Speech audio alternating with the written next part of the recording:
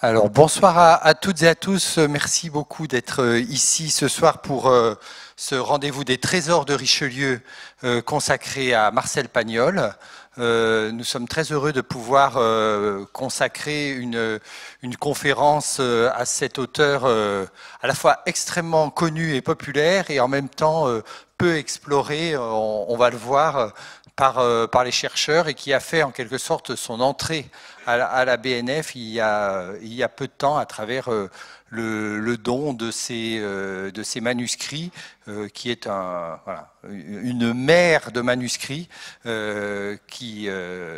qui est particulièrement riche et que Marion Brun, que nous avons la chance d'accueillir aujourd'hui, qui est une chercheuse spécialiste de Pagnol, a été une des premières finalement à explorer grâce au travail préalable de Mathilde Adot-Charmasson, qui est conservatrice au département des arts du spectacle et qui a présidé au classement de ce fonds important. Donc je vais leur laisser aussitôt la parole pour nous parler. Alors évidemment, il était difficile de faire une photographie complète de ce fonds et vous avez choisi une entrée connue qui est de parler de la trilogie marseillaise et on est impatient de vous entendre.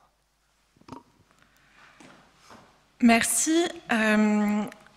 Alors, certains hommes sont tellement célèbres qu'on ne les voit plus.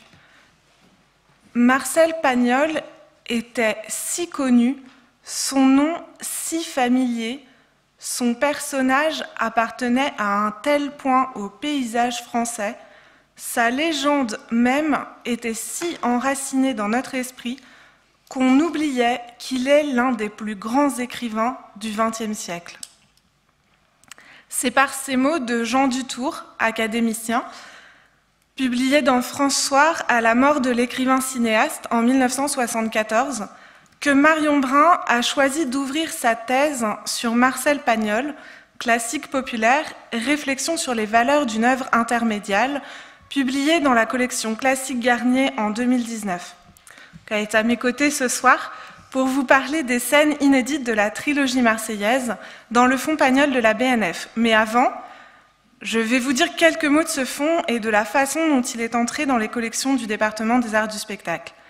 Alors peut-être que vous vous demandez pourquoi un fonds Pagnol au département des arts du spectacle et pas ailleurs à la BNF.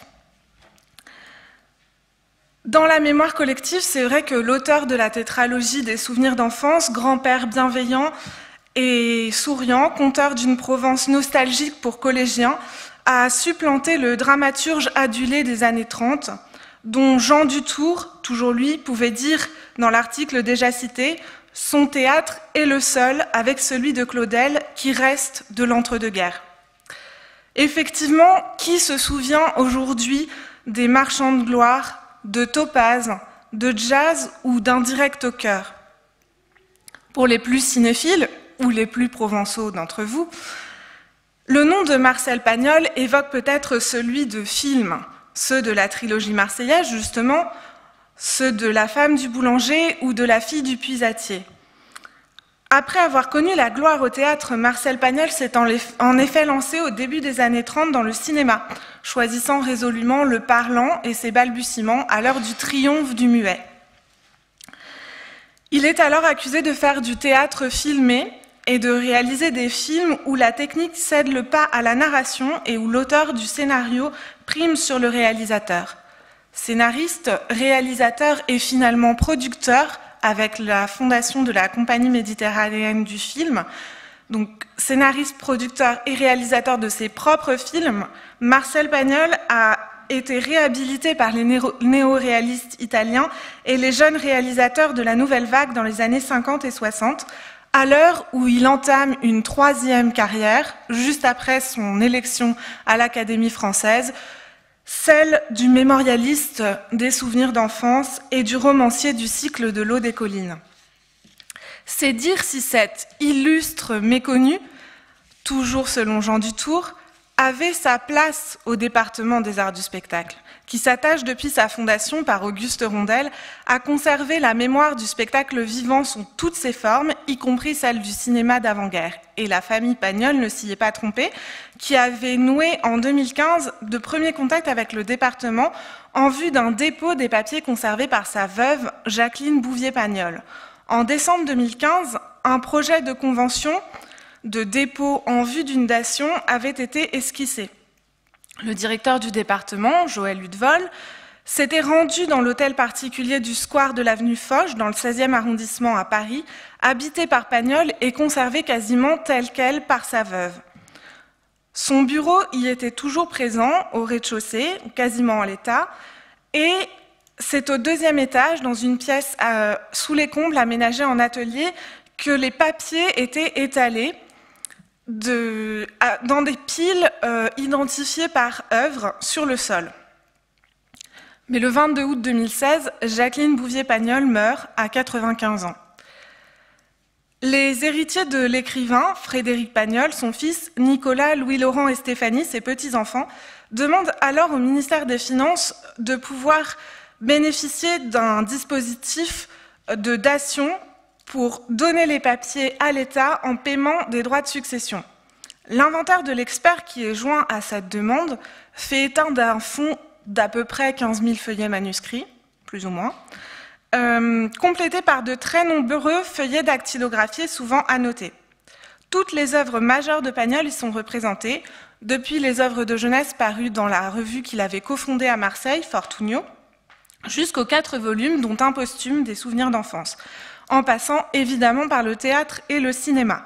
Des œuvres moins connues, comme les essais, avec Notes sur le rire ou Cinématurgie de Paris, la somme historique qu'il a consacrée alors historique au sens de genre historique, hein, pas qui a fait date dans l'histoire, la somme qu'il a consacrée au Masque de fer, où les traductions de Shakespeare ou de Virgile sont également présentes. Grâce à certains documents présents dans le fond, on découvre aussi que Pagnol s'est intéressé à la physique et aux mathématiques qu'il avait découvert sur le tard après la fin de ses études supérieures. Au fil des années, il a cherché à démontrer le théorème de Fermat sur les nombres premiers. Malheureusement, il y a un vrai mathématicien qui y est arrivé avant lui. Et il a longuement écrit sur les radiations, notamment, entre autres choses. Ces réflexions n'ont abouti à aucune publication, mais nombreux en sont les brouillons qui attestent de cette activité parallèle qui se mêle parfois, et je pense qu'on va le voir dans certains des documents tout à l'heure, qui se mêle à l'œuvre littéraire. Donc plus que de manuscrits à proprement parler, il s'agit d'archives littéraires et cinématographiques qui témoignent de la constitution de dossiers autour du travail d'écriture des œuvres. Le 4 avril 2019 était pris l'arrêté ministériel attribuant officiellement les archives littéraires et cinématographiques de Marcel Pagnol au département des arts du spectacle de la Bibliothèque nationale de France. Et c'est ainsi que sont arrivés dans nos magasins 19 cartons de déménagement de vrac. Donc je dis bien des cartons de déménagement, ce n'est pas des petites boîtes d'archives, c'est vraiment les cartons que vous utilisez quand vous déménagez. Avec un fouillis de tapuscrits et manuscrits, de cahiers d'écoliers et de feuilles de papier à en-tête, de dossiers et de feuilles volantes. Alors vous vous rappelez que je vous avais dit que chez Pagnol, les dossiers semblaient être triés par pile, par œuvre. En fait, quand on a ouvert les dossiers, on s'est très vite aperçu qu'on ne pouvait pas du tout se fier au titre de la chemise, que dedans, il y avait parfois effectivement des liasses qui correspondaient à cette œuvre, mais parfois tout à fait autre chose. Les versions étaient complètement entrelardées les unes dans les autres, avec des numérotations concurrentes au crayon rouge, au crayon bleu, au stylo vert. En fait, il semble que les piles étaient bousculées à la fois avant le déménagement, c'est-à-dire qu'il y avait sans doute une apparence d'ordre, mais des travaux d'édition supervisés par Pagnol ou par ses descendants avaient déjà, disons, subverti cet ordre pagnolien initial. un nouveau mélange a sans doute eu lieu pendant le déménagement. Résultat, impossible de connaître le classement initial, et il a fallu reprendre le travail d'identification presque de zéro, parfois feuillet par feuillet, en se référant aux œuvres éditées, sachant qu'elles ne représentent qu'un état donné de l'œuvre. Pour la maniabilité, nous avons choisi de nous référer à l'édition des œuvres complètes en 3 volumes publiés par De Fallois en 1995. Donc ces 3 volumes qui classent les œuvres par genre, un volume théâtre, un volume cinématographie, un volume essais et souvenirs, mais toutes les œuvres n'y sont pas, en particulier les pièces de jeunesse et aussi les pièces de sa deuxième carrière dramaturgique. Et donc, pour tout ce qui n'était pas dans ces œuvres complètes, on a essayé de trouver la version, l'édition la plus proche de la date de diffusion de la pièce, enfin de l'œuvre.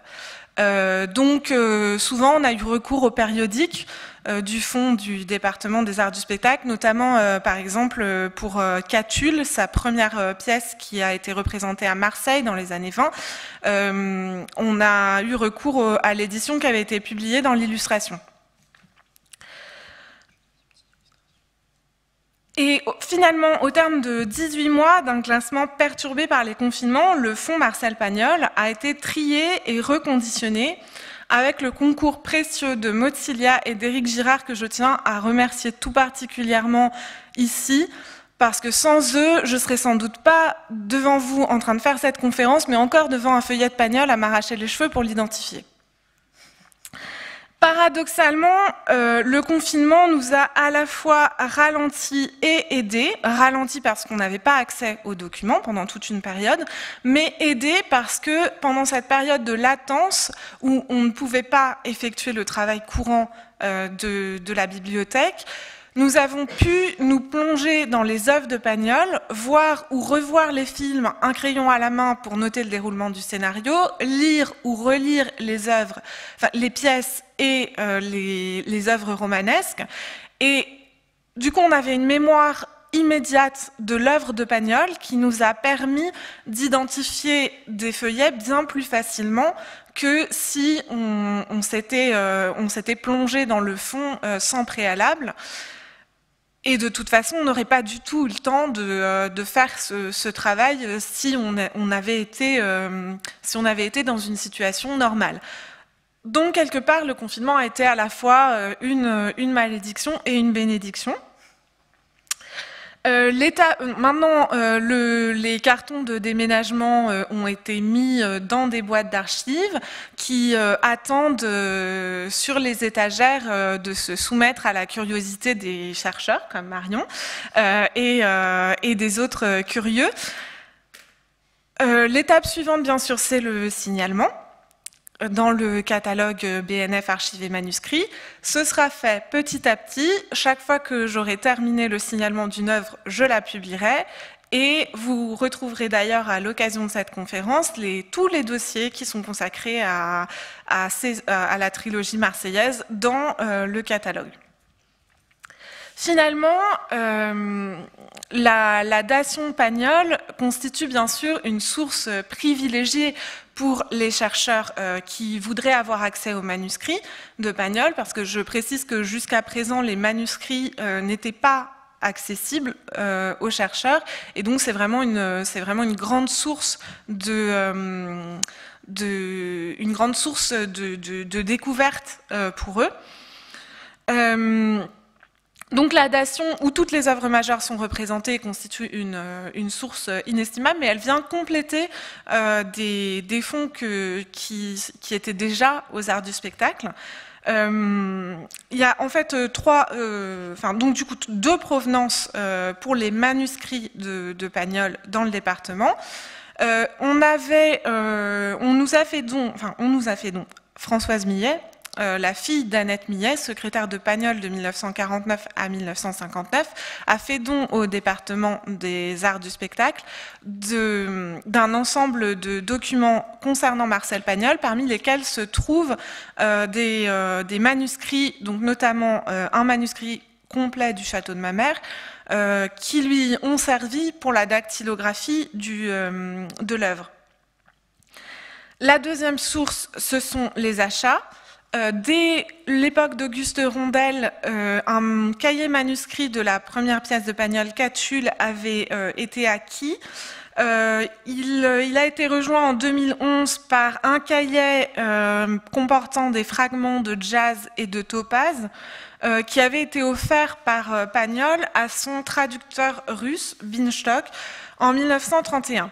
Et enfin, en 2018, aux ventes de liquidation d'Aristophile, nous avons acheté un volume de brouillon de César, un volume de Topaz et la préface et des extraits de la préface de Topaz, ainsi que en 2021 un cahier sur la cinématurgie de Paris. Alors, je sais pas, est-ce que ça marche ou pas? Alors, ces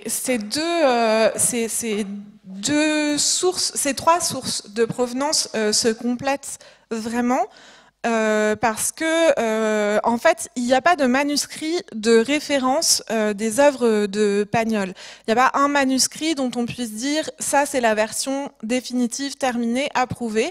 En fait, vous allez le voir, il retravaillait beaucoup ses manuscrits, il réécrivait régulièrement des scènes, et donc ce qu'on a, ce sont, même quand c'est une unité physique comme un cahier, ce qu'on a, ce sont des extraits. À chaque fois, des extraits plus ou moins longs suivant ce qu'on a pu réunir. Et par exemple, donc ce volume de César que nous avons acquis en vente publique en 2018 a été relié par un artiste relieur contemporain. Mais en fait, il s'agit d'un recueil factice de pièces de feuillets qui n'ont pas forcément été pensés ensemble, mais qui ont été reliés ensemble, montés sur onglet et reliés.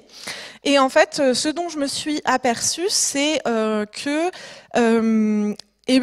en fait, cet exemple vous parlera vraiment de la complémentarité des deux sources, le fond et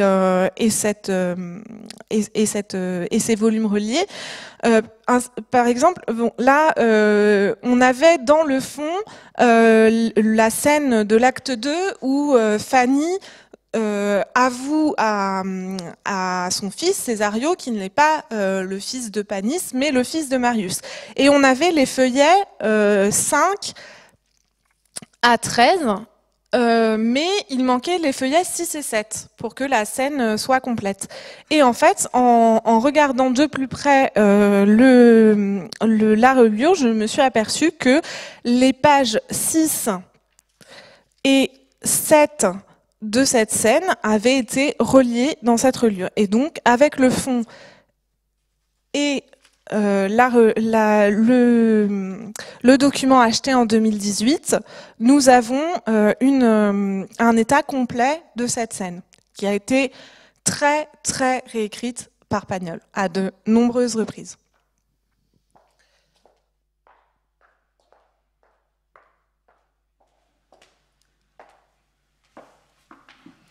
Donc ces manuscrits sont des sources précieuses, bien sûr, pour la critique génétique des textes, entre autres, mais le département des arts du spectacle conserve aussi des documents qui ont trait à l'activité de Pagnol, notamment des correspondances avec ses collaborateurs et collaboratrices, puisque nous conservons un ensemble documentaire d'Oran de Mazis, donné par son fils, dans lequel il y a une correspondance reçue et envoyée à Marcel Pagnol, et bien sûr tous ceux avec qui il a eu l'occasion de collaborer, Louis Jouvert, René Clair, René Jeanne, Marc Allégret. Et en plus de cette correspondance, il y a ce qui constitue un peu, les recueils de programmes, de coupures de presse et les affiches sur les œuvres dramatiques et cinématographiques de Pagnol. On peut dire donc qu'aujourd'hui, le département des arts du spectacle est l'un des gisements de sources les plus importants pour l'étude de l'œuvre pagnolienne dans toutes ses dimensions, sans prétendre bien sûr à l'exhaustivité en la matière.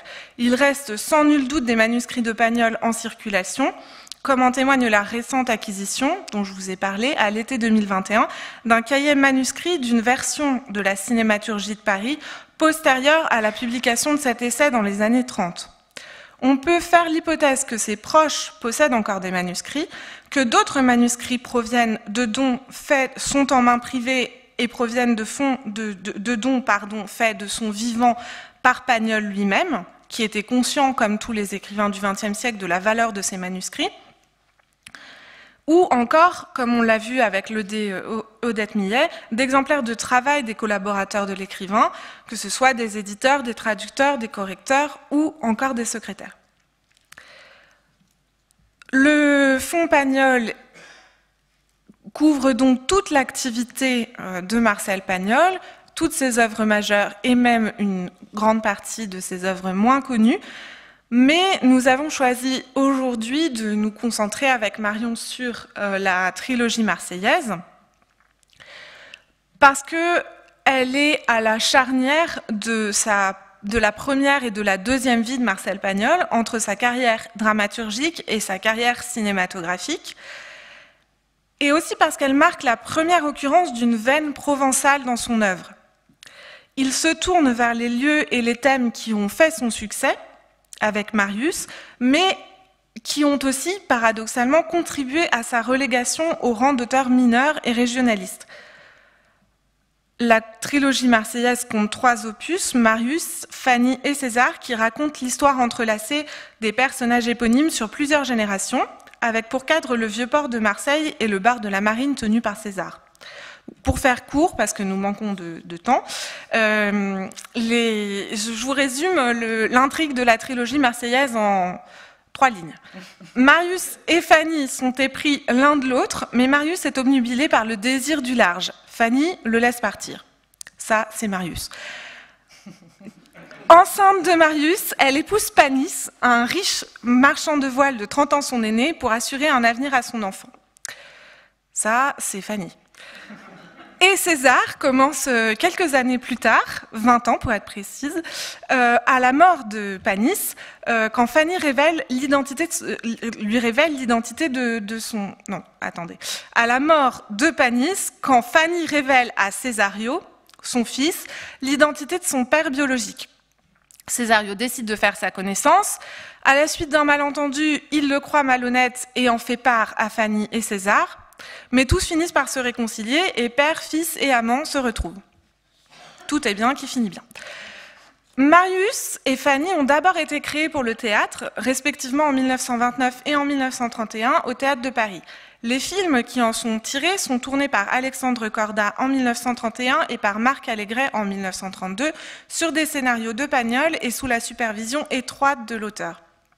César, au contraire, a été écrit pour le cinéma et réalisé par l'auteur en 1936 avant d'être adapté pour la scène par lui en 1946, à rebours de la hiérarchie habituelle des genres et des médias. Dans le fond, issu de la dation, les dossiers autour de Marius sont regroupés dans 2 boîtes d'archives, de même que les dossiers pour Fanny.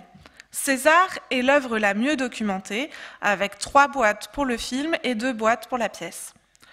Donc pour chacune de ces œuvres, il existe au moins 4 à 5 versions entre lesquelles des corrections parfois substantielles peuvent avoir été faites. D'abord, la pièce jouée, telle que le texte a été distribué aux acteurs. Ensuite, la pièce éditée. Pour Fanny et Marius, la version enregistrée sur disque, d'abord des extraits de la pièce en 1932 pour Marius et en 1934 pour Fanny, puis l'œuvre complète en 1961, pour laquelle Marcel Pagnol a rédigé des sous-titres de contextualisation, pour résumer l'intrigue. Bon, il a fait ça de façon un peu plus artistique que moi quand je vous ai résumé l'intrigue de la trilogie. Le scénario du film, et ensuite, le scénario édité. Donc, en général, ce qui prime dans les éditions des textes, c'est la première forme sous laquelle est apparue l'œuvre, c'est-à-dire les éditions des pièces pour Marius, dont on compte au moins 2 versions, l'une en 4 actes et l'autre en 3 actes et 6 tableaux. Et pour Fanny, donc toujours la pièce, et le texte du scénario du film pour César. Je n'ai pas trouvé d'édition de la pièce César, à ma connaissance. Il n'y en a pas. Ouais, il y en a une, mais c'est seulement dans la presse aussi. Et enfin, on trouve encore en plus de ces potentielles 4 à 5 versions, on trouve aussi l'édition revue pour les œuvres complètes de 1967 aux éditions de Provence, pour laquelle Marcel Pagnol a fait des corrections notables dans ses œuvres. On est donc confronté pour le classement au problème de l'établissement d'un texte de référence qui permettrait d'identifier les fragments et les versions. Les brouillons présents dans le fond ne sont pas toujours facilement identifiables. Ils sont la plupart du temps pas datés, évidemment. Marcel Pagnol utilise partout le même vocabulaire théâtral, parlant notamment d'actes dans les scénarios. C'est difficile déjà de distinguer la version qui pourrait être une version primitive de la pièce d'une scène non retenue pour le film. Donc, au-delà d'un défi pour la sagacité et la pugnacité de l'archiviste, la trilogie marseillaise est aussi un laboratoire privilégié de l'observation de la fluidité médiatique chez Pagnol, du théâtre au cinéma et inversement en passant parfois par le disque. Et c'est ce dont va vous parler Marion Brun, à qui je cède maintenant la parole. Merci encore pour cette invitation, je suis très honorée. On va pouvoir repasser sur le PowerPoint si c'est possible. Merci. Je commence donc du coup sur l'exploration du fond du manuscrit et ce qui permet d'appréhender finalement les grands principes et habitudes d'écriture que je vais essayer de présenter brièvement. Donc, la réputation du dramaturge le précède. Plusieurs commentateurs de son œuvre déjà mentionnaient la tendance compulsive de Marcel Pagnol à la réécriture et son épouse explique par exemple cette constante qui le pousse à continuellement retoucher ses pièces de théâtre. Et l'écrivain confie également son travail de réécriture assidu des textes pendant les répétitions, dans ce témoignage donc dans un interview de 1931 que je vous ai mis ici sur le PowerPoint. Je vous le lis, même si vous pouvez le lire tout seul. Je suis encore en plein travail, car je travaille pendant les répétitions, à l'avant-scène, tout le temps. Je change, je rogne, je polis, je transforme. C'est mon habitude. C'est ainsi que ma pièce terminée, mon manuscrit a toujours plus de 4 à 500 pages. Alors je le reprends et supprime tout ce qui ne me semble n'être que répliques inutiles ou phrases écrites dans la chaleur de l'improvisation. Et ensuite, aux répétitions, je reprends encore une fois mon travail. Si quelques répliques ne me communiquent aucune impression, qu'elles sonnent faux pour moi, je l'enlève, même si les interprètes la jugent amusante. Ce doit être mon don, car je ne me trompe que rarement dans ce choix où je me soumets à mes intuitions. Je modifie sans arrêt à chaque instant ma pièce, à chaque instant j'apporte de scènes nouvelles. C'est ainsi que le jour même de la Générale de Marius, j'ai fait répéter une scène toute différente à Freinet et Horan. Ils étaient effrayés tous les deux, pourtant qu'ils ont eu du succès. Vous voyez que jusqu'au dernier jour, je ne puis vous parler d'une pièce qui n'est pas finie. Donc, les manuscrits de la trilogie permettent de préciser encore ces tendances.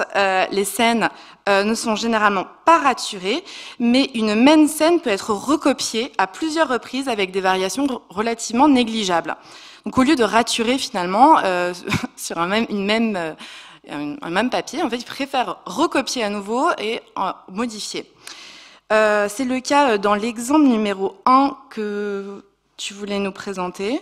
À savoir les 3 versions manuscrites et taprustriques avec annotation de la scène de la chambre de Césario à son retour de Toulon, mais c'est celle que tu as présentée tout à l'heure, peut-être? Où il avoue à Fanny qu'il a vu Marius. Donc c'est cela.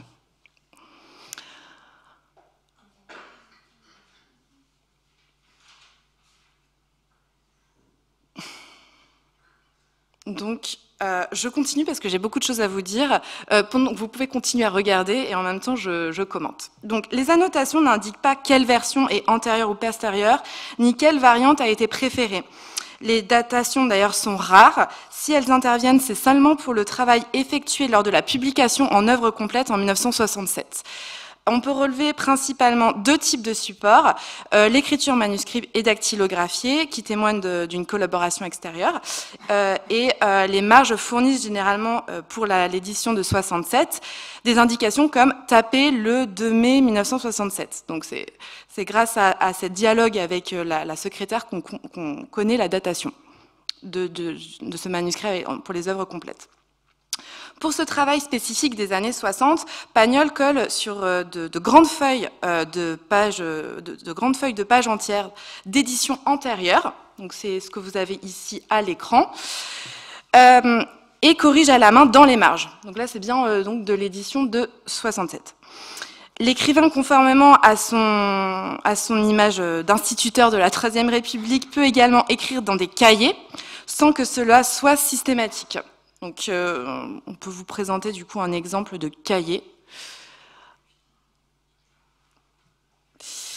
Voilà, je vous laisse juste un peu le temps pour voir le cahier.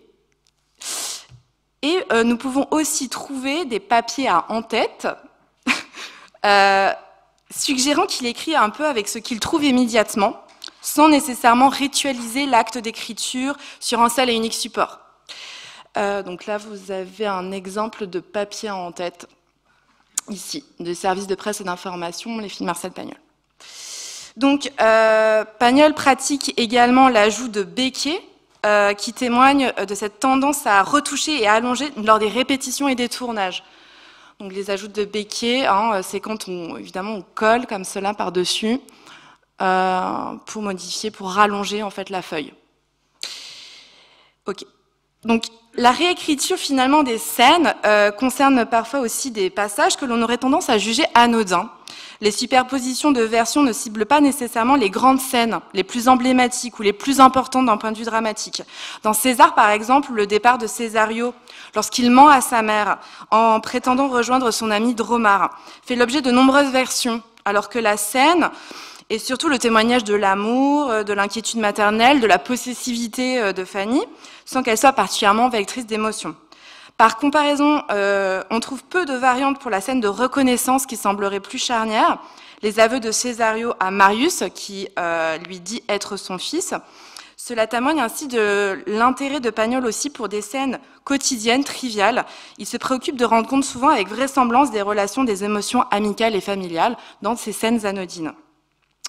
Alors le dramaturge planifie, structure à l'échelle de l'acte comme des scènes. Les efforts de structuration paraissent plus nombreux à mesure qu'évolue sa pratique d'écriture. On trouve davantage de feuillets récapitulatifs de l'organisation dans les manuscrits de César que dans ceux de Marius notamment. Donc pour le film César, c'est l'exemple que vous voyez. Pagnol opère un découpage chronologique. Donc ici par exemple, Panus meurt le 15 mai 1936, les obsèques ont lieu le 17 mai, donc en fait il planifie la chronologie de la pièce. Toutefois, la plupart des découpages sont rarement chronologiques.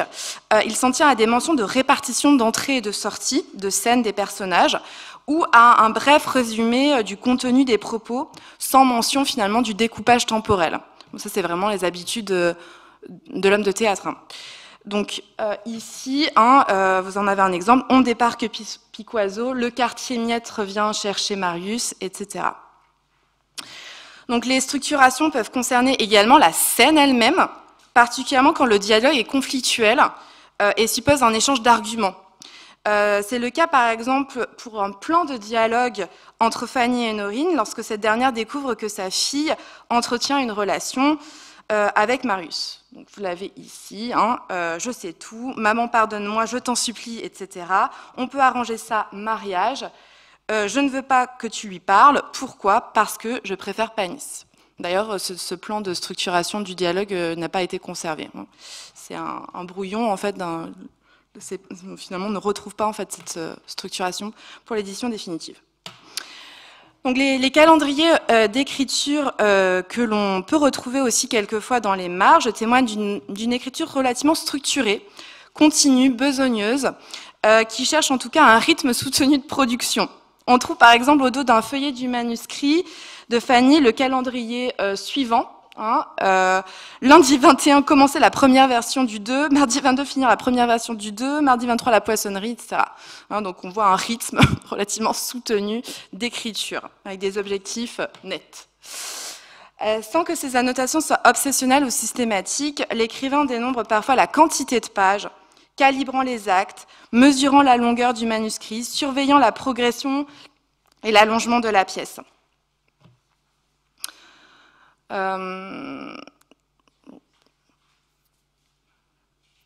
J'attends ton exemple. Voilà. Désolée, mon rythme est un peu, mon rythme est soutenu aussi comme le rythme d'écriture de Marcel Pagnol. Voilà. Donc ici, en fait, on voit le dénombrement en fait des nombres de pages par scène, acte. Ici.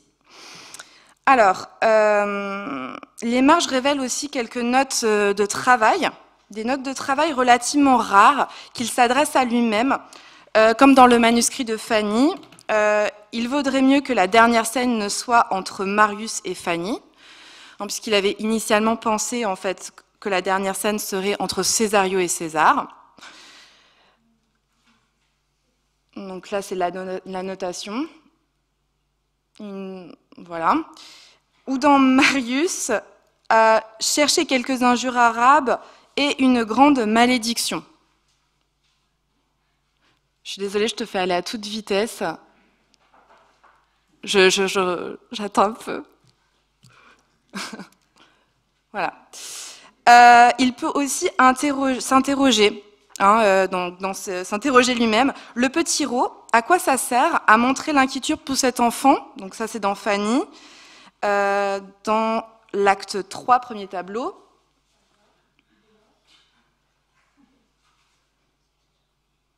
Voilà, le petit Rot, à quoi ça sert à montrer l'inquiétude pour cet enfant? Il annote des projets de scène aussi qu'il ne rédigera finalement pas, notamment pour César. César chez la cartomancienne, donc on n'a pas trouvé de César chez la cartomancienne dans le fond, pas de scène inédite de César chez la cartomancienne, où César fait tourner les tables. C'est l'exemple en haut.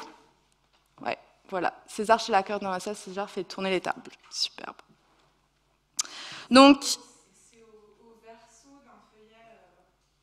c'est en verso, oui, tout à fait.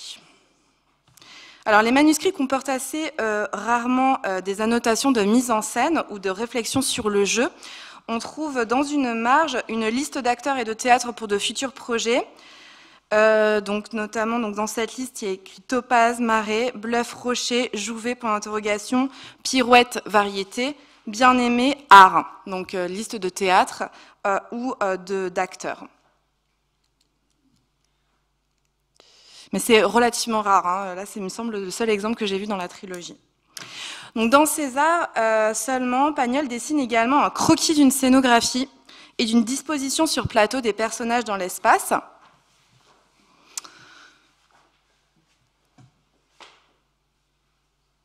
Ici, par exemple, vous voyez, c'est relativement rudimentaire, hein, voilà. Et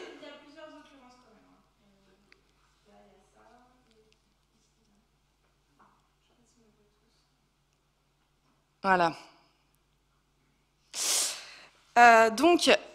L'homme d'affaires peut parfois également affleurer dans les manuscrits lorsque l'on trouve en marge des calculs de droits d'auteur ou une liste de slogans publicitaires de la main de Pagnol pour annoncer la suite de Fanny à l'écran. Donc, il imagine des slogans publicitaires qui pourraient apparaître. Donc, la liste des slogans publicitaires, voici ceux qui sont à l'écran. Bientôt, Marius revenu de son lointain voyage et trouvera Fanny. Bientôt, le film que tout le monde attend, Fanny, le chef-d'œuvre de l'écran, etc. Voilà, un film impatiemment attendu, Fanny, etc. Mais c'est surtout donc l'homme passionné par les mathématiques et l'ingénierie qui le plus souvent s'exprime dans les marges, bien plus couramment que des slogans ou que le calcul des intérêts. Les dessins de mécanismes inventés et les pages de problèmes de mathématiques viennent distraire l'écrivain de sa page d'écriture.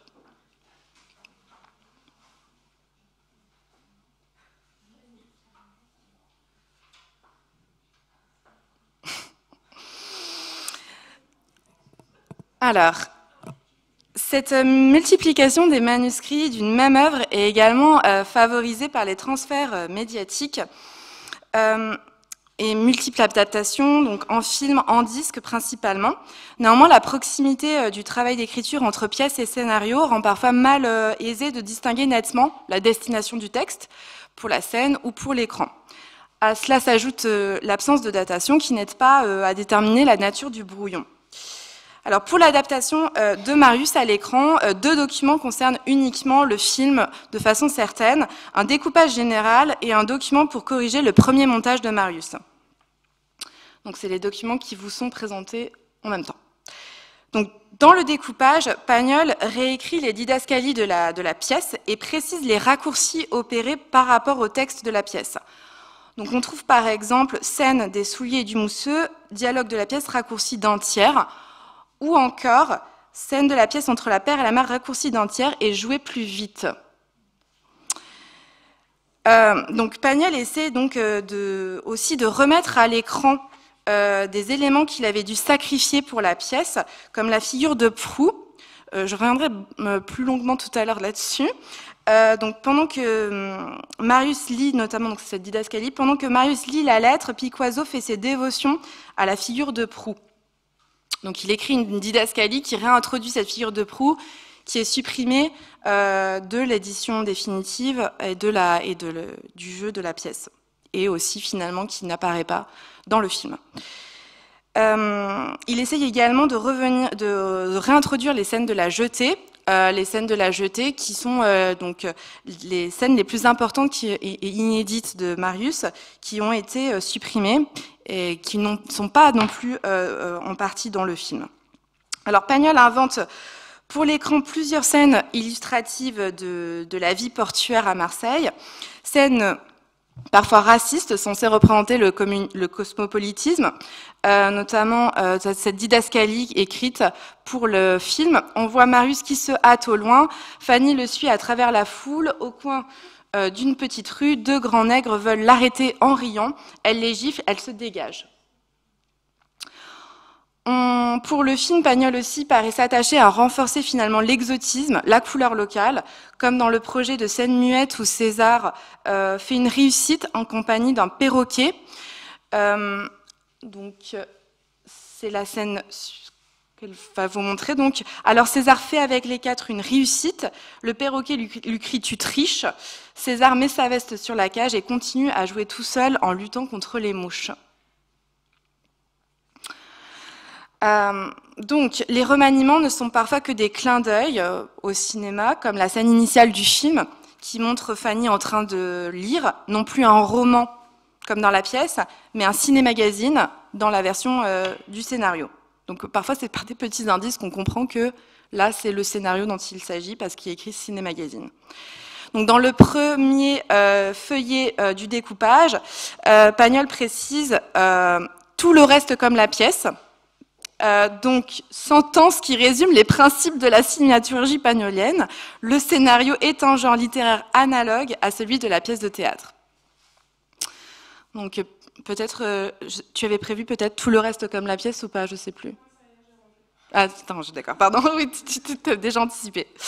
Alors, le deuxième document présent dans le fonds Richelieu propose une liste de corrections dans des montages de Marius, conformément à son image de cinéaste du son, qui préfère mettre en scène en écoutant plutôt qu'en regardant. Marcel Pagnol multiplie des remarques qui concernent la bande sonore, comme enchaîner le timbre sirène plus fort, faire coïncider les 2 sifflets, supprimer musique à la con, j'aime bien celui-là, et pas assez de sifflets dans le premier acte, par exemple, écrit-il, rappelant le rôle essentiel des sirènes de bateau pour figurer en arrière-plan le désir latent de Marius pour la navigation.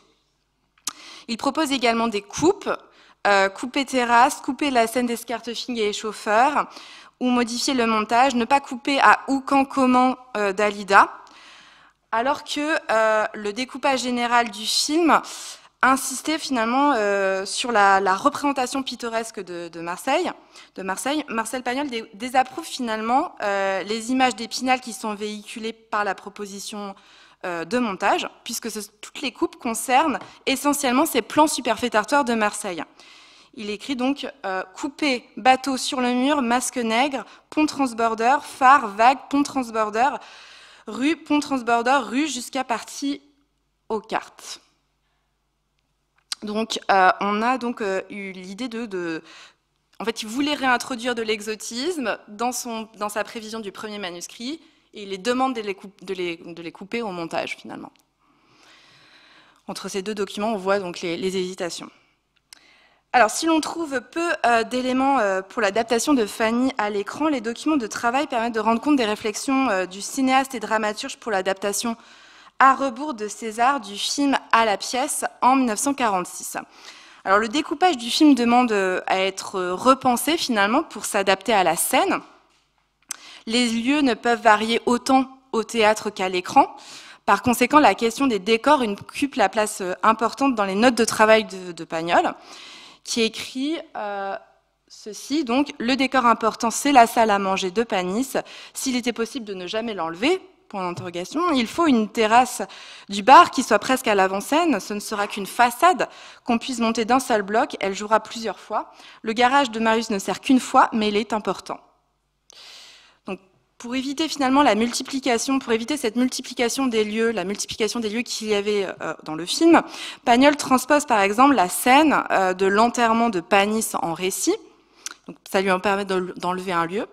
Donc, le sketch comique qui se glisse finalement au cœur du pathos de César qui s'est trompé de couvre-chef et finit malgré le ridicule par porter un chapeau trop petit en avançant dans le cortège funéraire, et ainsi raconté par César lui-même.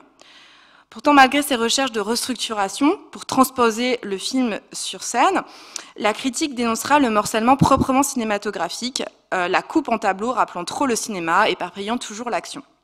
La discontinuité qu'introduisent le montage et les nombreux changements de décor est relevée comme un élément qui ne fait pas de César une véritable pièce de théâtre, mais un film mis en scène, d'après les critiques cinématographiques et dramatiques. Ainsi, on trouve cette critique dans le Parisien libéré. On peut repasser sur le PowerPoint pour éventuellement cette citation-là. Voilà, donc, si l'absence de Rémus, de Charpin, de Freinet y a certes une large part, la responsabilité en incombe surtout, semble-t-il, à la pièce elle-même et à la mise en scène fragmentaire et hachée. Le découpage et le montage d'un film permettront de raccorder des scènes prises dans différents décors sans solution de continuité et sans qu'il résiste aucune gêne pour le spectateur.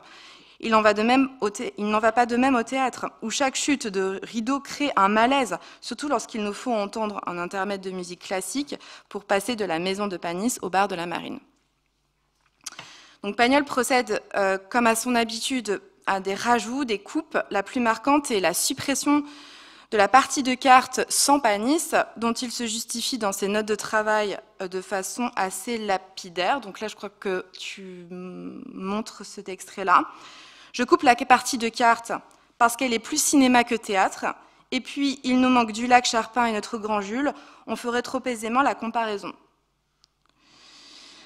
Donc, si l'on ne comprend pas exactement pourquoi la partie de cartes est considérée comme plus cinéma que théâtre, je n'ai pas trop d'explications sur son explication, on ne peut qu'être étonné de l'insistance avec laquelle Pagnol tient à retirer cette scène de la partie de cartes de Marius à César. Dans la préface de Marius, le dramaturge rappelait que, selon lui, ce sketch avait sa place sur la salle de l'Alcazar de Marseille, mais était trop vulgaire pour le théâtre qui avait été celui de Réjane.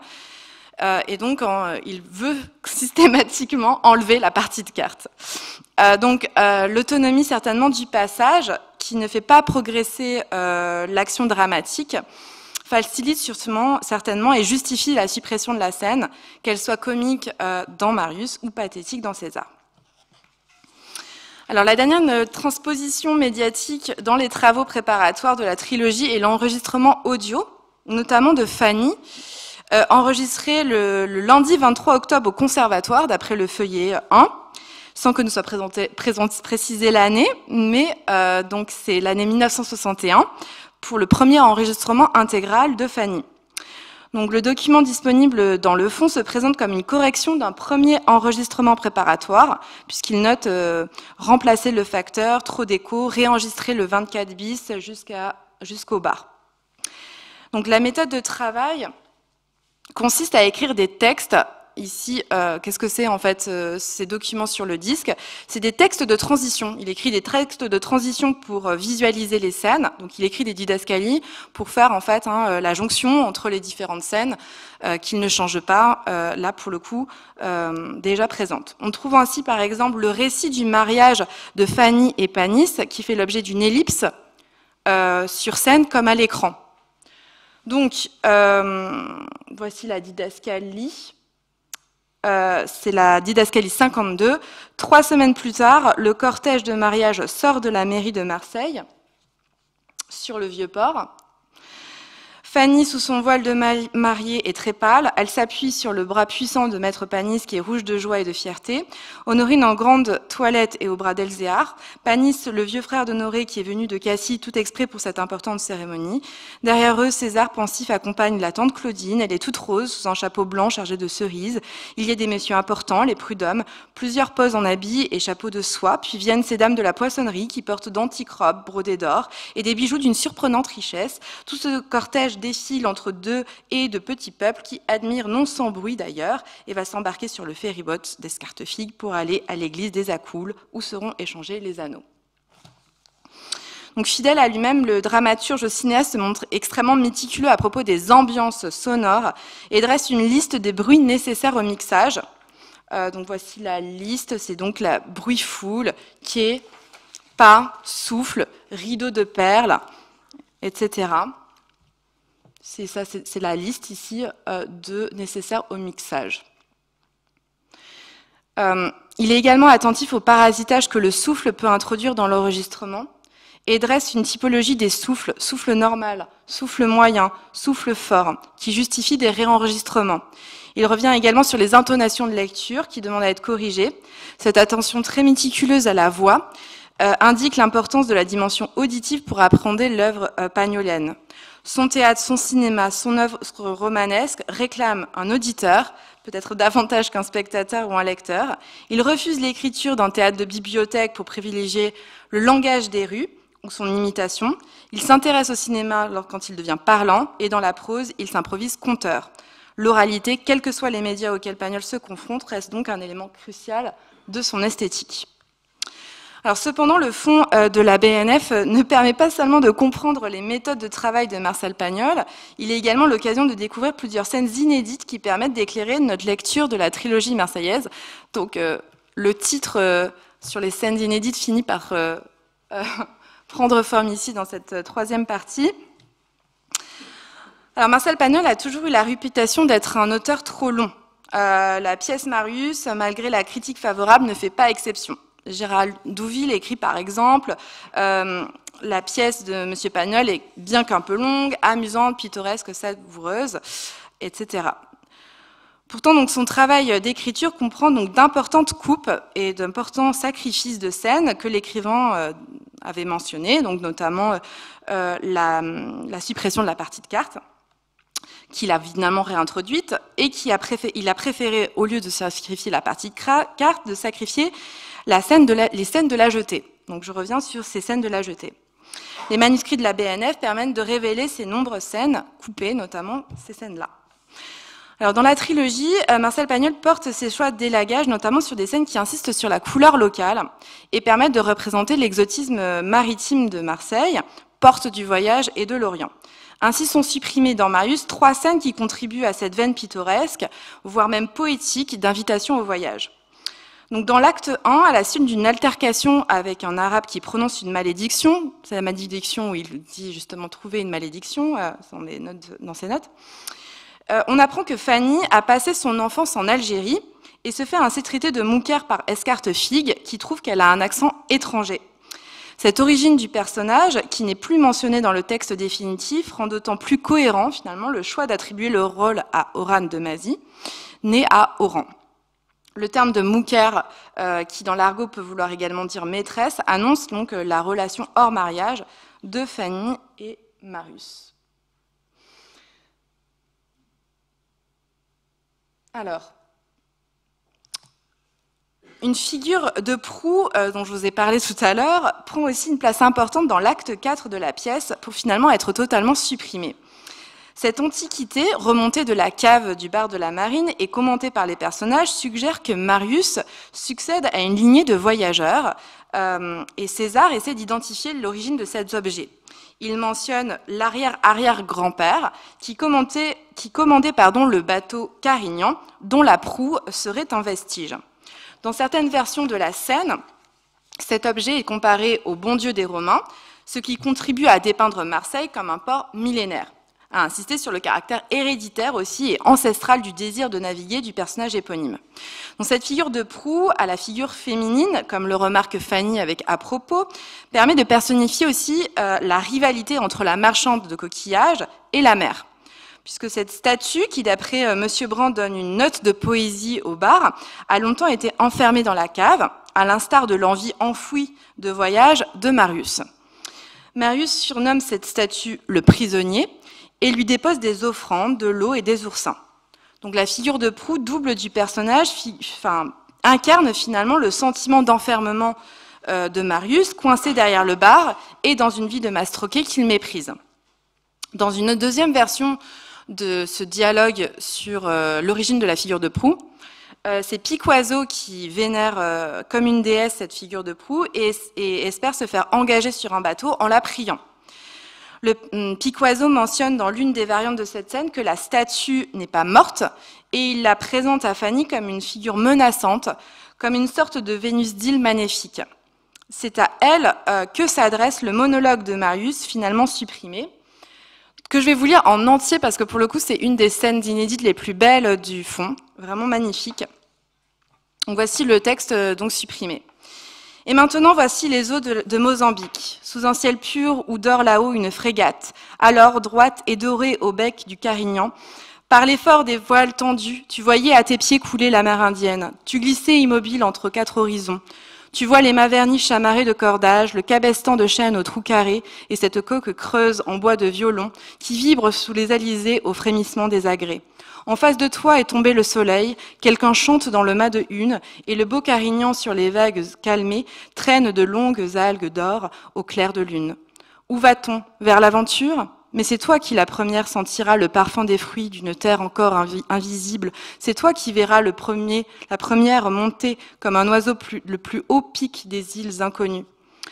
Dans la cabine du capitaine, il y avait des cartes manuscrites et là, sur un espace vide qui marquait la région des terres inconnues, en s'appliquant avec sa plume d'oie, il posait chaque soir les îles rencontrées en les nommant du nom de sa mère ou du roi. Ce sont les jours que tu vécus, lorsque chaque voyage agrandissait le monde, autant d'autrefois, quand les capitaines rapportaient tant de choses au creux de leurs bateaux, le poivre, le tabac, la cannelle, le sucre, les piments brûlants comme des poisons et les cafés mûris. Au soleil, des Moluques qui parfumaient le vent pour toute une saison, des colliers de corail, des flèches des négresses, des singes bleus qui grelottaient de froid, des oiseaux bengalis pour leurs petites nièces et des archipels pour le roi. Et te voici contre le mur d'un bar, toi, orpheline. On t'a volé tes horizons, on t'a coulé au fond d'une cave, sans pilote, sans capitaine, sur un sol immobile et sec où tu laissas tomber tes ailes. Pourtant, ne le regrette pas. Ah, une petite faute d'orthographe. Ils n'ont plus de bateaux, ils n'ont que des machines. Les coques noires sont en fer, la mer du Mozambique est noire de fumée, ils ne savent plus se servir des vents, une hélice de cuivre entortille les vagues, et les ordres du capitaine s'amincissent pour passer dans des tuyaux. Et puis, à quoi bon repartir? Et si l'on sait le but du voyage?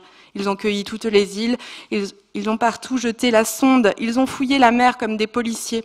Restons ici, va tous les deux, rêvons nos rêves au lieu de les vivre, et ne regrettons rien. Donc cette figure de proue, particulièrement signifiante, apparaît finalement une sorte de pendant du scaphandrier d'Anfani, objet maritime qui permet aussi de figurer l'absence de Marius. Si l'on peut émettre l'hypothèse que la figure de proue ferait générer une sorte d'allongement superfétatoire, on peut également supposer que Pagnol a cherché à alléger le lyrisme de la pièce, ou du moins cette veine poétique qui tranchait avec la représentation peut-être vraisemblable du petit peuple marseillais. La critique loue d'ailleurs la simplicité de l'expression baudelairienne du goût pour le lointain, cette quotidienne invitation au voyage dans Marius, qui n'a rien de littéraire et qui aurait pu être outrée par le maintien notamment de cette scène monologuée extrêmement lyrique. Donc le thème de l'évolution des modes de navigation, de la voile au moteur, abordé dans le monologue, est supprimé à plusieurs reprises dans Fanny et Marius, pour n'être conservé que dans la version définitive de César. Cette coupe revient à supprimer aussi des élans poétiques, notamment là de Panis, qui regrette la fin du bateau à voile dans Marius.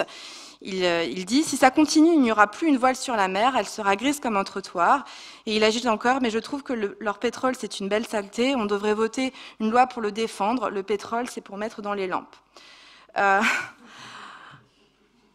Dans un accès de poésie, de rêverie, Pagnol compare la voile à une aile. Ces répliques dans lesquelles la nostalgie s'exprime viennent souligner la nécessité d'un patrimoine à conserver, à partir duquel une conscience écologique peut émerger.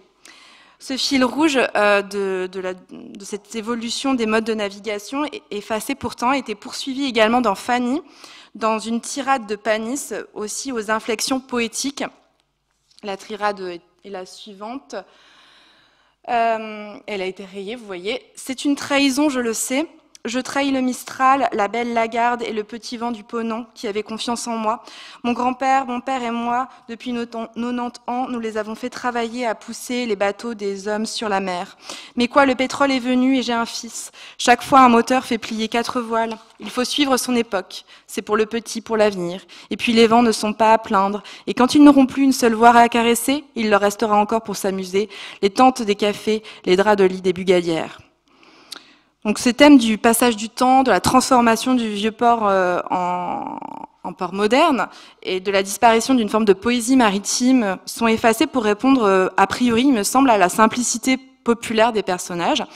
Si le thème est réintroduit finalement en conclusion de César, c'est que cette question mécanique du moteur permet de trivialiser les retrouvailles amoureuses et de faire parler Fanny et Marius à mots couverts. Donc là c'est un extrait évidemment conservé. On peut passer sur le PowerPoint pour cet extrait. C'est ici. C'est cet extrait-là. C'est vrai, mais ce n'est pas du travail très intéressant. Les moteurs, c'est trop délicat.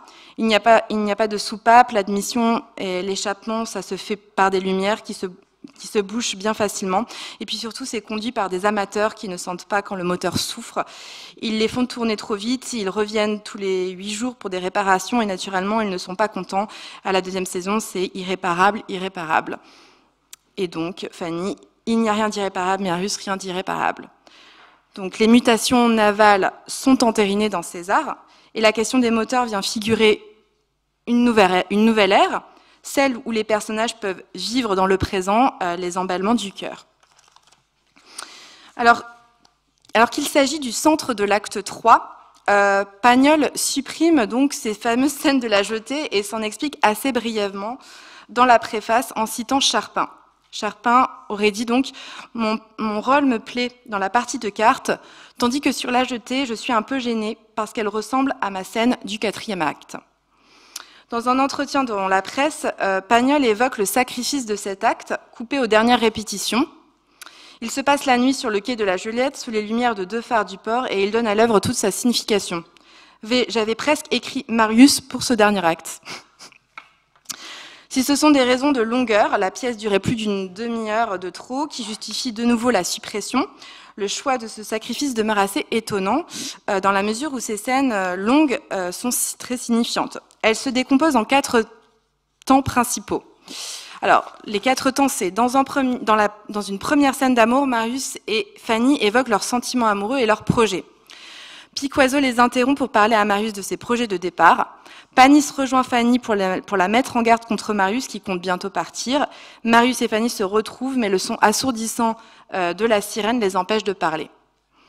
Donc l'ensemble permet de dramatiser finalement l'imminence du départ de Marius et la menace de cette jetée, où Marius veut s'abîmer. La mer, ennemie mystérieuse que l'on entend mais qu'on ne voit pas, c'est une citation, comme le remarque Fanny, est un personnage prépondérant de ces scènes. La mère vient jeter une ombre sur le badinage amoureux, déjà assombri par l'ambiance nocturne et inquiétante des lumières intermittentes du phare. La personnification est suggérée par le dialogue des amants. Donc le dialogue qui est donc l'exemple 22. Marius, tu n'as pas eu peur. Fanny, non, j'écoutais la mère. Et tu as compris ce qu'elle dit. Non, tu la comprends, toi, des fois. Donc ces scènes de la jetée permettent de manifester le triangle amoureux entre Marius, Fanny et la mère. Elles insistent également sur la réécriture du mythe des sirènes, appelant Marius, qui se sent invisiblement attiré, tandis que seule Fanny résiste à l'appel maritime en se bouchant les oreilles. Panis, vieillard dans l'ombre qui vient mettre fin à l'idylle amoureuse, semble emprunter ses traits à Don Ruy Gomez. Cette inspiration est sans doute renforcée par le choix du clair-obscur, par le motif scénographique du drame romantique hugolien. Est-ce que c'est cette veine romantique qui a affleuré dans le texte qui a pu jouer dans le choix de la suppression? On pourrait aussi formuler l'hypothèse que la coupe de ces scènes, pourtant longues, permettent à Pagnol de ne pas représenter la liaison amoureuse. Dans le texte définitif, les relations ou les rendez-vous secrets des amants ne sont pas figurés, ou seulement par métonymie, notamment par la ceinture oubliée de Marius.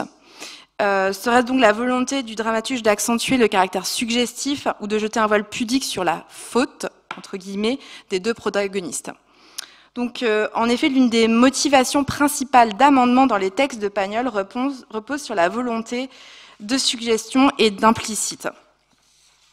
Alors, se taire, ou du moins alléger la drame romantique est un enjeu important dans Fanny et César. Alors, deux personnages qui se font d'ailleurs écho, Zoé et Émile, disparaissent en partie du texte définitif. Zoé est maintenue, mais elle joue un rôle assez mineur. Zoé et Émile, parents éloignés des protagonistes principaux, sont l'oncle et la tante de Marius et Fanny. Ils ont en commun de représenter la faute, de constituer des doubles des amants, eux-mêmes coupables de s'aimer hors mariage.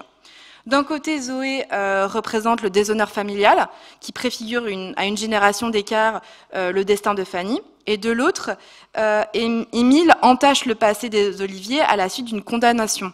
Il a enfreint certaines réglementations de chasse, ce qui rappelle finalement les démêlés véniales de Marius pour des cigarettes de contrebande dans César. Donc, si la tante Zoé continue d'être mentionnée dans le texte définitif, Pagnol supprime le récit qui raconte la nuit de la faute, notamment. Quel est le récit en question? L'Espagnol, amoureux de Zoé, s'est introduit chez les sœurs grâce à l'aide d'Honorine, la mère de Fanny, elle-même amoureuse de cet homme. Donc, la rancune de la mère de Fanny vient moins donc de la honte que de la jalousie d'avoir été négligée finalement par l'Espagnol. Donc cette histoire qui place la faute de la tante Zoé sous le signe du hasard, c'est seulement en fait parce qu'Honoré lui a ouvert, tend à disculper et à atténuer par extension le jugement moral que le spectateur des années 30 pourrait porter sur Fanny. Ce récit permet également de nuancer le personnage d'Honorine, toujours prête un peu à se draper dans une dignité outragée alors qu'elle est elle-même responsable finalement de la disgrâce de sa sœur. Quant au récit de l'oncle Émile, il prenait place dans la scène où Marius s'explique en famille, dressant une généalogie en fait finalement de faux coupables, devenus à tort des parias. Donc la suppression quasi intégrale de ces deux personnages pourrait s'expliquer par deux hypothèses. D'une part, la symétrie redoublée donne une certaine lourdeur à la trame dramatique, inspirée aussi d'un naturalisme zoélien. D'autre part, l'histoire d'amour de Fanny et de Marius ne doit pas être seulement lue comme un destin héréditaire. Donc, toutefois, les hésitations du dramaturge sur le début de Fanny et la fin de César sont les plus caractéristiques d'une écriture qui cherche, au fur et à mesure des corrections, à atténuer l'explicite. Fanny devait initialement commencer immédiatement après le départ de Marius, qui vient de s'embarquer pour la Malaisie, laissant à Fanny finalement la lourde tâche d'annoncer au père de Marius le départ de son fils. Or, Pagnol a opté finalement pour abandonner cette scène de l'aveu et de placer une ellipse de plusieurs semaines entre les deux pièces. César a appris la nouvelle mais on ne sait véritablement comment, et il cherche à dissimuler sa peine aux yeux de tous. Donc les manuscrits mentionnent un tableau, tout un tableau, le tableau de la nouvelle du départ, qui a été supprimé. Le projet donc d'ouvrir le deuxième volet juste après l'évanouissement de Fanny est ressurgi à un moment du film, pour être de nouveau abandonné, puisque Pagnol écrit des didascalies comme « Générique très long. La Malaisie appareille. Musique. César surgit à la fenêtre. Il appelle son fils. Il ne sait pas que le bateau l'emporte. » Donc l'intérêt de ce premier tableau supprimé est de traiter l'amour du père pour le fils et de montrer la douleur de César, notamment, comme on peut le voir dans une didascalie écrite pour le film. Tu l'as pas celle-là ? Bon, peu importe. La didascalie, on peut passer sur le PowerPoint. C'est celle-là. César est frappé de stupeur. Il reste un long moment muet. Puis il se lève péniblement. Il traverse la place aux huiles, chancelle et s'appuie à deux mains sur un tonneau. Panis le suit de loin. Panis le rejoint. Donc Pagnol prévoyait ainsi de finir le premier tableau de la pièce de Fanny, donc ce tableau de la nouvelle du départ, par la réplique amère de César, « Va, tu es bien heureux de n'avoir pas d'enfant ». Donc l'ellipse que l'écrivain choisit de placer entre Marius et Fanny présente la souffrance paternelle de façon plus subtile, moins frontale. Elle est présentée non par la tristesse mais la colère. Elle est dissimulée par César qui nie par fierté son attente impatiente de la lettre de Marius. Elle n'est pas immédiate, mais médiatisée par les amis du bar, qui la mettent à distance avec une certaine légèreté humoristique. Donc au choc mélodramatique de l'annonce du départ, Pagnol préfère la souffrance rentrée et implicite de César, qui défendra d'ailleurs la pudeur dans le dernier volet de César. Donc les réécritures du dénouement de César obéissent à la même logique. Les manuscrits relèvent plusieurs dénouements envisagés, comme le mariage de Césario, le fils de Marius et Fanny, et la réconciliation entre César et Marius. Les retrouvailles finalement entre Fanny et Marius ne paraissent pas avoir été centrales dans la genèse du manuscrit.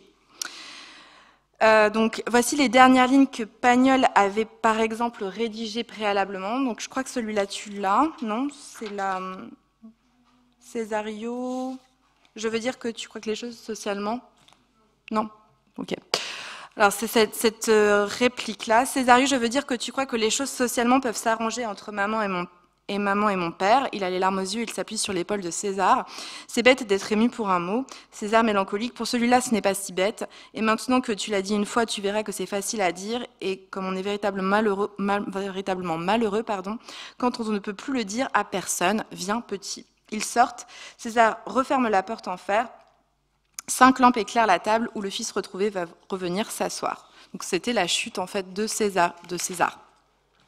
Donc dans cette version, la cohérence de l'intrigue se renforce par car le personnage de Césario, qui donne en fait le titre à son œuvre, le titre César ne désignant pas, comme on peut le croire, le personnage incarné par Rému, mais le fils de Marius et César qui structure l'intrigue. C'est Césario qui est l'élément structurateur, enfin le personnage structurateur de l'intrigue, structurant, pardon. Il trouve donc naturellement sa place centrale dans le dénouement, Césario, ici, dans cette version-là, dans cette version initiale. Les retrouvailles ne concernent pas tant Fanny et Marius, ce n'est pas ce qu'il avait prévu initialement, mais les retrouvailles du fils et du père, à l'échelle de 2 générations. Marius et Césario, ainsi que Marius et César. Donc la fable se concentrait initialement sur le thème des fils retrouvés. Donc plutôt qu'un drame de la paternité, donc César devait être un drame de la paternité, Pagnol finit par écrire le dénouement heureux de la romance débutée 20 ans plus tôt, répondant finalement aux attentes du public qui espérait finalement ces retrouvailles depuis la fin de Marius. Donc cette scène cruciale choisie in fine fait l'objet de nombreuses versions manuscrites. Dans les brouillons successifs, l'idée du lieu reste constante.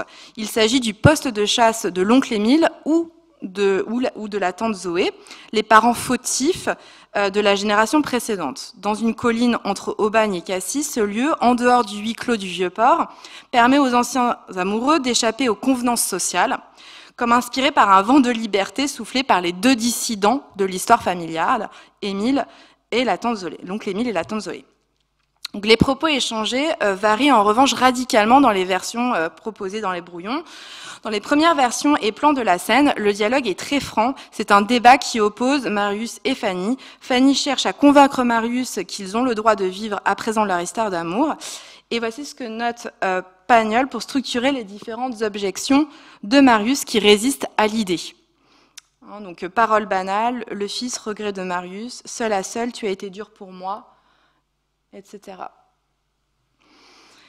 Donc la part des paroles anodines qui dissimulent l'objet véritable de la discussion augmente au fur et à mesure des brouillons. Le deuxième plan que l'on trouve dans le fond en témoigne. Ici, en fait, dans la structuration, on a parole vide sur la voiture, le fils est parti, parole sur le fils, le service polytechnique. J'ai voulu te parler seul à seul parce qu'il y a des choses qu'on ne peut pas dire devant le fils. Voilà, j'ai été malheureuse et je t'aime toujours. Marius est gêné. Est-ce que tu aimes quelqu'un? Non, alors tu ne m'aimes plus, etc. Donc, le dialogue qui apparaît dans le texte définitif finit par relever uniquement du prétexte. C'est les affaires de moteur que j'en commentais tout à l'heure. Donc, seuls les derniers mots permettent de basculer finalement dans l'aveu amoureux par le jeu de mots suggestifs. Il n'y a rien d'irréparable. Ici, il n'y a rien d'irréparable. Marius, il n'y a rien d'irréparable. Donc l'écrivain élimine aussi bien le récit de Marius qui évoque la fidélité de son amour pendant les années de mariage avec Panis. C'est la scène du parc Borély que je ne vous ai pas mise, enfin, je sais pas parce que c'était trop long déjà. La scène du parc Borély, le récit du parc Borély, et les objections morales en fait finalement ne sont plus présentes dans l'édition définitive. Donc de l'exposition de Fanny au dénouement de César, Marcel Pagnol choisit de se taire pour commencer et finir dans l'implicite et la suggestion.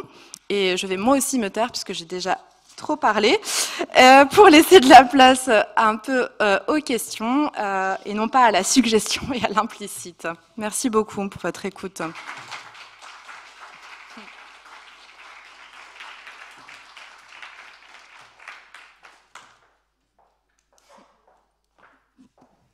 Merci mille fois de cette exploration très riche. J'essaie de ne pas me casser la figure. Et franchement, on est rentré très profondément à la fois dans le fond et dans la jeunesse des œuvres, ce qui était très, très agréable. Et on sent que vous maîtrisez ça avec beaucoup de dextérité, l'une comme l'autre d'ailleurs. Mathilde ajoutant une dextérité à tourner les manuscrits, à les changer, que j'admire. Alors, est-ce que parmi vous, il y a des questions sur le fond lui-même, sur les œuvres en particulier? Monsieur, voilà, il y a un micro derrière vous. Oui, bonjour. J'ai peut-être plusieurs choses. Tout d'abord, quand vous faites allusion au fait que des plans ont été coupés du pont Transborder, est-ce que peut-être ce ne serait pas qu'il a été mal, le cadrage par exemple ne correspondait pas à ce à quoi pensait Pagnol? Et puis, j'aurais peut-être une suggestion quand vous dites que pour la partie de cartes, Pagnol indique que le cinéma passe mieux que le théâtre. Je pense qu'il fait allusion aux chants contre chants, qui effectivement sont immédiatement disons compréhensible et très facile à faire, et qui évidemment passe moins au théâtre. Et puis il y a un mot que j'ai pas compris là-dedans tout à fait à la fin, polytechnique. Je comprends pas du tout à quoi ça correspond. Peut-être 2 ou 3 slides avant celle-ci. Voilà, mais bon, c'est un petit détail. Pour Polytechnique, c'est parce que Césario fait l'école polytechnique. Donc, du coup, là, c'est juste la mention de cela. Alors, pour la question des plans de pont transborder, en fait, il y a des plans de pont transborder. Donc, en fait, soit le réalisateur n'a pas suivi en fait les indications de Pagnol, tout simplement, en disant qu'il a demandé à ce que ce soit coupé, mais toutes les indications n'ont pas, puisque le réalisateur, finalement, c'est quand même lui qui a le dernier mot sur la question. Donc là, sur le pont transborder, il y en a en fait des plans de pont transborder.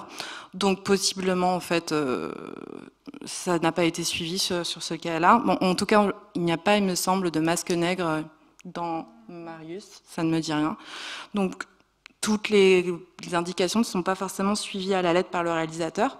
Et pour la question de la partie de carte, oui, effectivement, le chant contre chant, je pensais aussi, en fait, à la question, en fait, pour César, la scène est très belle parce qu'elle est en plongée, pardon, hein, et donc ça permet de figurer comme si Panis, en fait, regardait du ciel, en fait, la partie de carte. Et était là comme une sorte de présence fantomatique, etc. Et ça, évidemment, on peut pas le faire, on peut pas proposer un plan de ce type pour au théâtre. Donc peut-être ça aussi, ce plan-là qui ne peut pas transposer au théâtre. Merci beaucoup. D'autres questions ?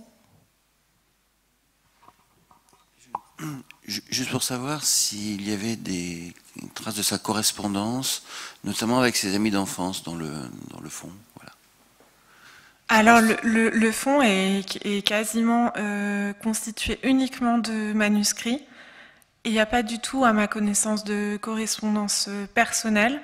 On a un petit dossier de correspondance autour de ses activités pendant la guerre, mais c'est tout ce qu'il y a en fait. Je sais que la famille Pagnol, Nicolas Pagnol, a publié 2 grosses éditions de correspondance, mais qui sont plutôt des correspondances professionnelles, avec les acteurs notamment.